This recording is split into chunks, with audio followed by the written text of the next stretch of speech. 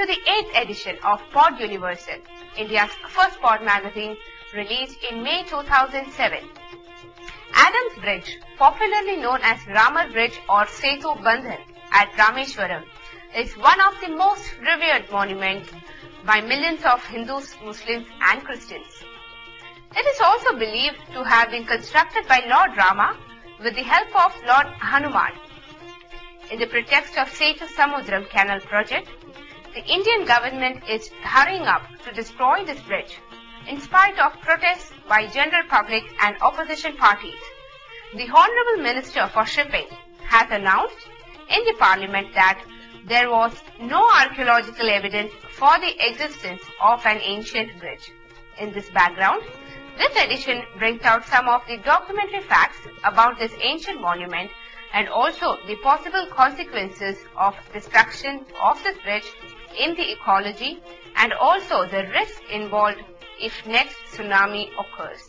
But before we listen to the experts' views, let's listen to the pod editorial of K. Srinivasan, the editor of Pod Universal.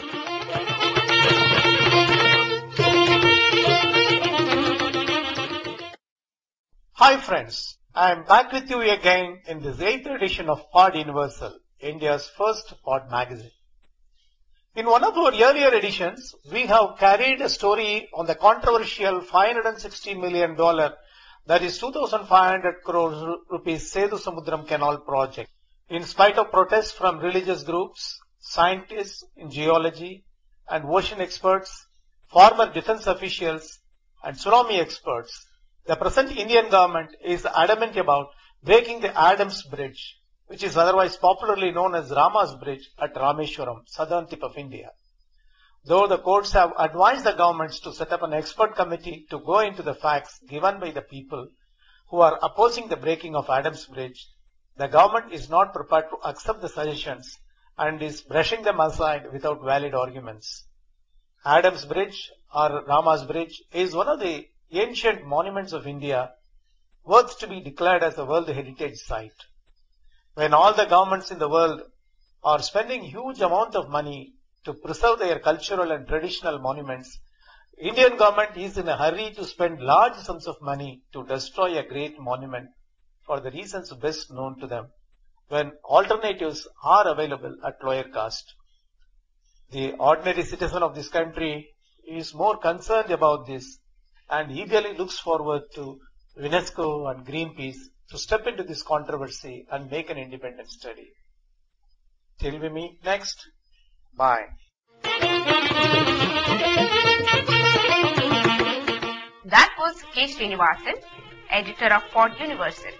Friends, we have with us Dr.s.Kalyanaraman, director, Saraswati Research Center, working for the revival of River Saraswati and National Water Grid. He has also published an 8-volume encyclopedia on Vedic River Saraswati and a multilingual comparative dictionary for over 25 ancient Indian languages. He is closely associated with Rameswaram Ramasethu Protection Movement. He has also published a book, Ramasethu, bringing out various documentary evidences on the existence of a man-made bridge, what we call Adam's Bridge or Rama Bridge. Please listen to him now.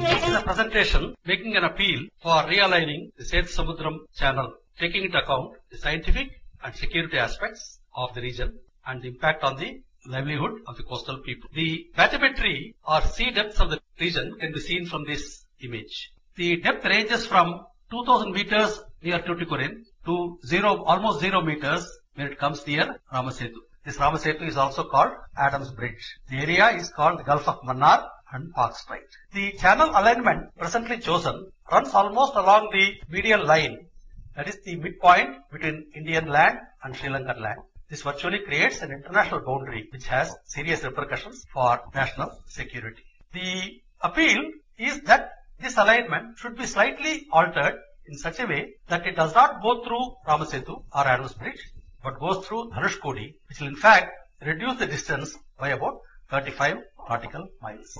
The presentation is divided into 3 parts.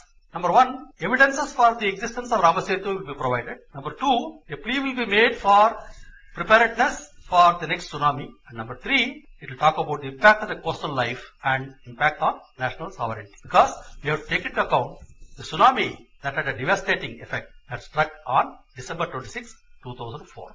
The project alignment has been chosen well before this date, and the effects of the tsunami have not been incorporated in the project. I will demonstrate what happened during the tsunami. This is a simulation that is made by 250 scientists on what happened on 26 December 2004. When the tsunami struck and the water came and hit the shores of Bharatam, the Ramasethu or Adam's Bridge saved the coastline. The waves tried to enter from the east, the Ramasethu stopped it, and the waves went around Sri Lanka and came through the west. Again, Ramasethu stopped them. Because of that, number of lives were saved and the coastal property, including our thorium deposits, were saved.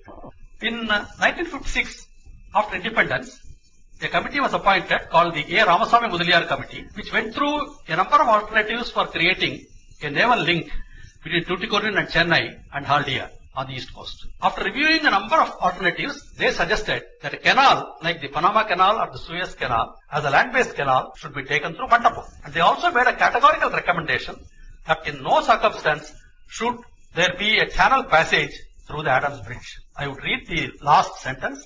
The idea of cutting a passage in the sea through Adams Bridge should be abandoned. The reasons were, number 1, the shifting sandbanks present a very formidable problem both at the stage of construction and during maintenance. Number 2, the approaches to the channel would be far too open with no possibility of constructing protective works.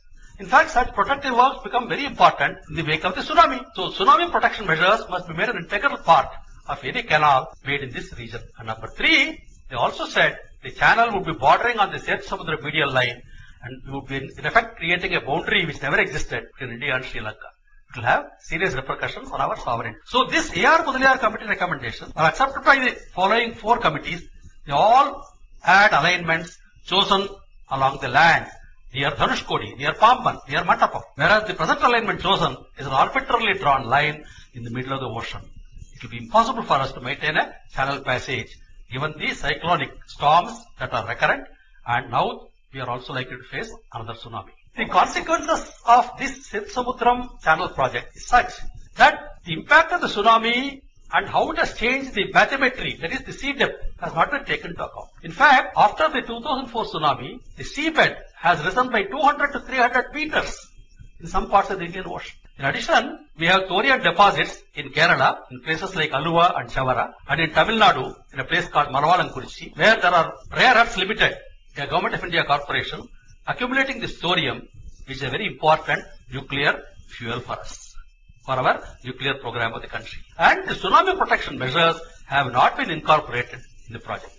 In addition, an ancient heritage monument, which should have been declared as such and protected, is now thought to be destroyed.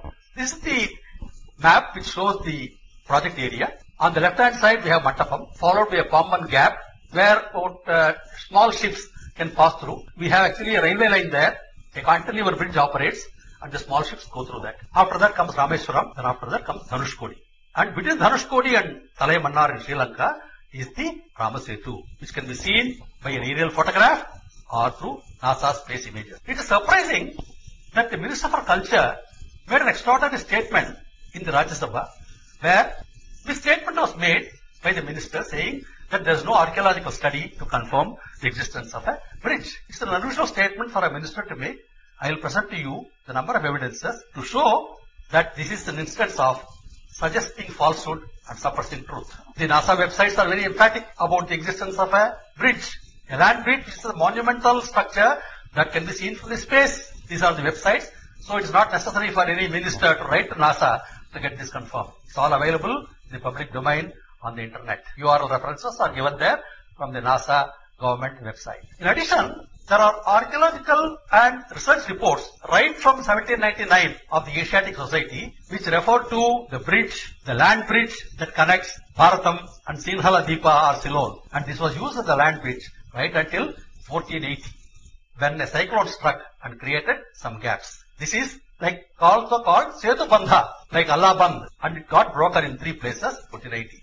The people call it a bridge. Otherwise, it appears to have wood growing on it and to be inhabited. People were living there. In fact, this is substantiated by the fact that in most of our ancient literature, there is a reference to 3 Shiva Mandirams that were established, one at the beginning of the Sethu, second at the end of the Sethu, and in the middle of the Sethu. See, this is a map that was prepared in 1747 by Netherlands. This clearly shows Raman Kovil I, India, at the point where Dhanushkodi starts and Talaimannar gets bridged by the Ramasethu. In 1788, an Australian botanical explorer drew a map where in addition to Ramar Kovil, he clearly calls it a Ramar Bridge. This is a map of Hindustan or Mughal Empire, and this is the map that the Minister for Shipping was looking at in the Saraswati Mahal Library in Tanjavur, where this map is available. After 16 years, in 1804, James Runnel, who was the first Surveyor General of British India, renames the bridge, changes the name Ramar Bridge and calls it Adam's Bridge. Similarly, on this side, what was called Vishnupadam, he calls it Adam's Peak. Similarly, what was called Gauri Shankar, he calls it Mount Everest. There are a number of maps that have been prepared by the University of Chicago by a very great scholar called Schwarzberg. It is called the Schwarzberg South Asia Atlas, where there is a clear reference to the 8th to 12th century Tirthasthanas, where the area between Rameswaram and Mahatirtha or Talaimannar is referred to as Sethu, and within brackets it is shown as Adam's Bridge. There are more maps. In the days of Al-Biruni of 1048 of this century, about 1,000 years ago, it is referred to as Sethu Bandha between Rameswaram and Talaimannar. And in Puranic India, it was called the Setuka, linking the Pandya kingdom with the Simhala kingdom, close to Musika and Kumari Kingdom. This map of the Vedic and Epic period shows the link between Tamaraparni and Sri Lanka as a land link across Rameswaram and Talaimannar across this bridge. The Madras Presidency Manual of 1744, under the entry called Adam, it calls it the Bridge of Rama, joined Ceylon to India until 1480, when a breach was made through rocks during a storm. A subsequent storm enlarged this and foot traffic then ceased. So it's categorically clear that until 1480, this was used as a land bridge connecting Bharatam and Sri Lanka. This is also referred to in some travelogues written in 1744, referring to a visit to Ceylon by walking on the bridge.